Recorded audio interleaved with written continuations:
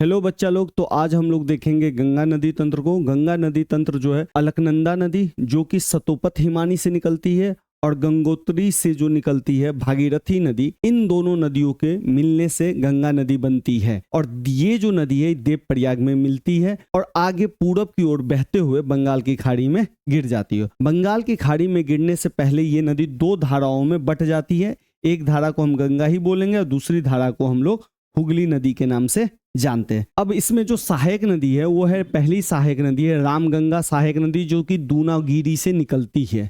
फिर अगली सहायक नदी है पीलीभीत जिले से निकलती है, गोमती नदी। फिर अगली सहायक नदी है इसकी घाघरा नदी जो तिब्बत के पठार से निकलती है और गंगा में मिल जाती है। लेकिन गंगा में मिलने से पहले घाघरा नदी की एक सहायक नदी है सरयू नदी जो घाघरा नदी में मिलती है। इसी सरयू नदी के किनारे आपका अयोध्या है। फिर अगली नदी है गंडक नदी जो तिब्बत में धौलागिरी से निकलती है और गंगा में मिल जाती है। फिर अगली नदी है सप्तकोसी या कोसी नदी जो गंगा में मिल जाती है। इस कोसी को हम लोग बिहार का शोक भी कहते हैं क्योंकि ये बिहार में बहुत ज्यादा प्रचंड बाढ़ के लिए कुख्यात है। इसी तरह लास्ट जो गंगा के दाएं तट पे मिलती है वो है महानंदा नदी जो दार्जिलिंग जिले से निकलती है और अंतिम दाएं तट पे मिल जाती है। फिर अगली नदी है आपकी गंगा की सबसे बड़ी सहायक नदी जो बाएं तट पे आके मिलती है और ये नदी है यमुना नदी। यमुना नदी का जो उद्गम है वो है यमुनोत्री। गंगा की सबसे बड़ी सहायक नदी है यमुना नदी।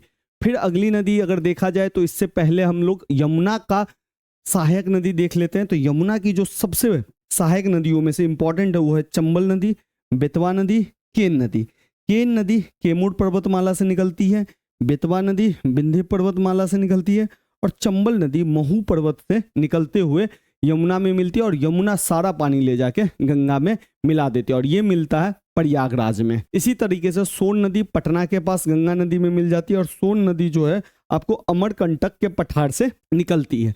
इसी तरह दामोदर नदी हुगली नदी या गंगा नदी में मिक्स कर जाती है जो छोटा नागपुर पठार से निकलती है। दामोदर नदी बंगाल के लिए शोक नदी है, बंगाल में ये प्रचंड बाढ़ ले आती है।